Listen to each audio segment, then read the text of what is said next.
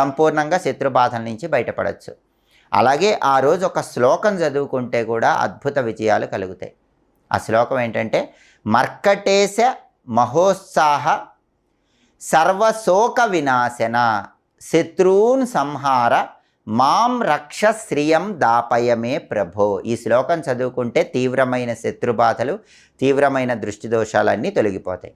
అలాగే అసలు కష్టసాధ్యము అనుకున్న పని కూడా జీవితంలో సాధించాలంటే ఒక శ్లోకం చదువుకోవాలి. అసలు ఎప్పటికీ సాధించలేము అనుకున్న పని కూడా సాధించాలంటే, కష్టమైన పనిలో కూడా సక్సెస్ రావాలంటే ఇంకొక శ్లోకం చదువుకోవాలి. అదేంటంటే, అసాధ్య సాధక స్వామిన్ అసాధ్యం తవ కింవద రామదూత కృపా సింధో మత్కార్యం సాధయ ప్రభో. ఇది శ్లోకం. అసాధ్య సాధక స్వామిన్ అసాధ్యం తవ కింవద రామదూత కృపా సింధో మత్కార్యం సాధయ ప్రభో. శత్రుబాధలు